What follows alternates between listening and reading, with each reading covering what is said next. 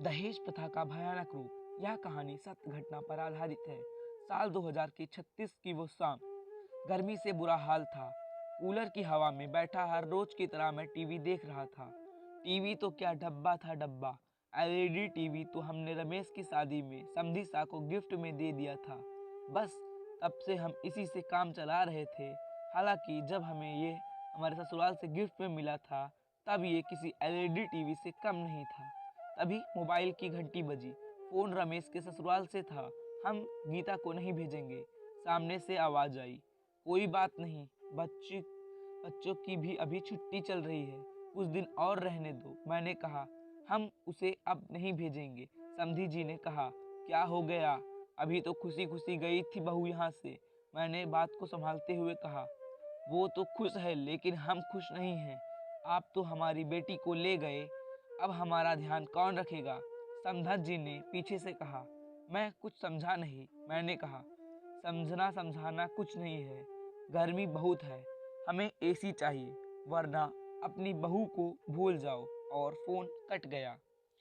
मेरे पैरों तले जमीन खिसक गई थी। मुझे कुछ समझ नहीं आ रहा था कि मैं क्या करूं। हालांकि मुझे इतना जरूर पता था कि जिस चीज की वे लोग मांग कर रहे हैं वो दहेज था। मैंने रमेश को आवाज लगाई, बहू के साथ कुछ झगड़ा हुआ था क्या? मैंने पूछा। नहीं तो, वो तो बहुत खुशी से जा रही थी, बहुत दिनों बाद अपने मम्मी पापा से जो मिलने वाली थी। पर क्या हुआ? वे अब बहू को नहीं भेजेंगे। फोन पर अभी उन्होंने एसी की मांग की है। लेकिन पापा, ऐसा कैसे हो सकता है? गीता को तो पता है कि शादी का कर्जा भी अभी उतरा नहीं है, तो फिर यह ऐसी। रमेश ने गीता को कसूरवार ठहराया। बातचीत अब कौतूहल का विषय बनती जा रही थी। रमेश की माँ, जो काफी देर से रसोई से हमारी बातों को आटे की पिटाई करते हुए सुन रही थी, अब बातचीत का हिस्सा थी। यह भी तो हो सकता है कि बहू को इस बारे में कुछ पता ही ना हो। रमेश की माँ ने कहा, किसी सास का अपनी बहू पर इस तरह का विश्वास मैंने पहली बार देखा था। क्या हुआ दादू? रमेश की छोटी बेटी ने कहा। शायद समाज के इस पहलू ने उसे भी अपनी किताबी दुनिया से बाहर आने पर मजबूर कर दिया।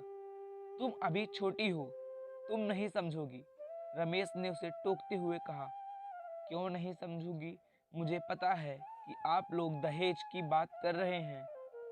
छोटी के इस सब दहेज ने सभी को स्तब्ध करके रख दिया। मैंने अपनी हिंदी की किताब में पढ़ा था दहेज के बारे में।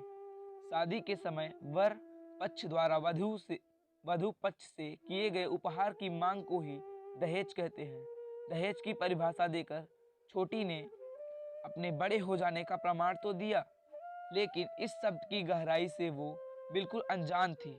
लेकिन दादू से ये प्रथा तो कब से बंद हो गई है। और वैसे भी दहेज तो लड़के वाले मांगते हैं ना, तो फिर नाना जी क्यों मांग रहे हैं? छोटी ने कहा। छोटी के इन सवालों ने मुझे वापस अपनी उस दुनिया में जाकर खड़ा कर दिया जहां मैं कभी इन मुद्दों पर अपनी राय रखता था। बोलो ना दादू, छोटी ने फिर कहा। मैंने छोटी के सर पर प्यार से हाथ रखा।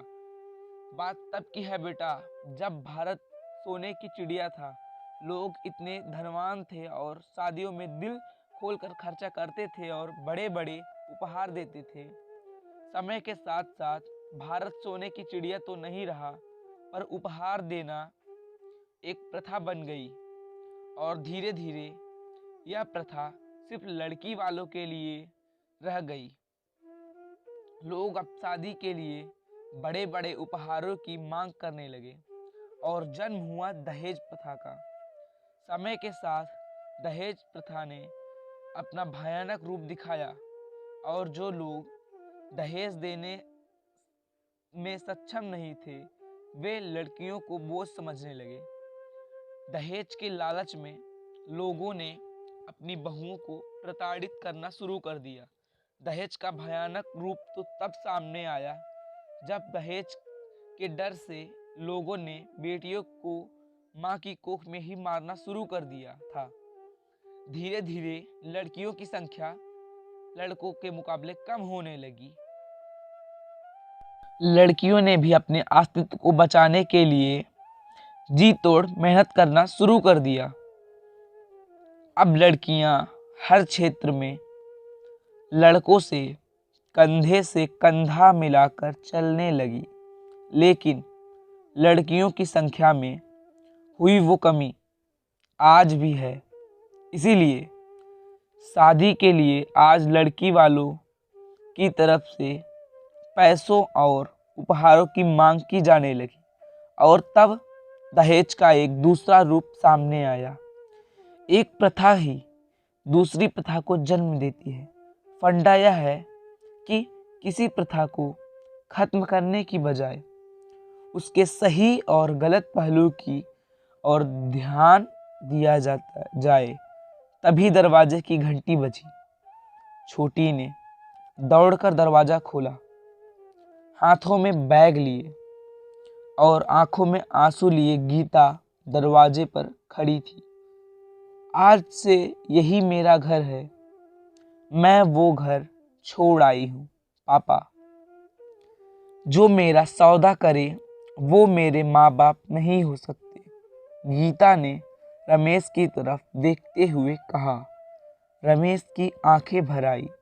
उसने दौड़कर गीता को गले से लगा लिया। आज फिर एक बेटी ने परिवार को बिखरने से बचा लिया था। नारी के अटूट प्रेम का बेजोड़ उदाहरण आज मेरे सामने था। मैंने अपने हाथ पर प्यार भरा एक हाथ महसूस किया। दो प्यार भरी आंखें गली के नुक्कड़ तक घूम आने का निमंत्रण दे रही थी। रमेश की माँ और मैं बुढ़ापे के उस सफ़र में मोहब्बत का हाथ थामे आज थोड़ा दूर निकल आए थे, ताकि शाम के खाने में प्यार का थोड़ा तड़का और लग जाए। अगर वीडियो अच्छा लगा हो तो वीडियो को लाइक और चैनल को सब्सक्राइब कर लीजिएगा और दोस्तों के साथ भी शेयर कीजिएगा। मिलते हैं आपको ऐसी ही दूसरी वीडियो में। तब तक के लिए अलविदा। जय हिंद, वंदे मातरम।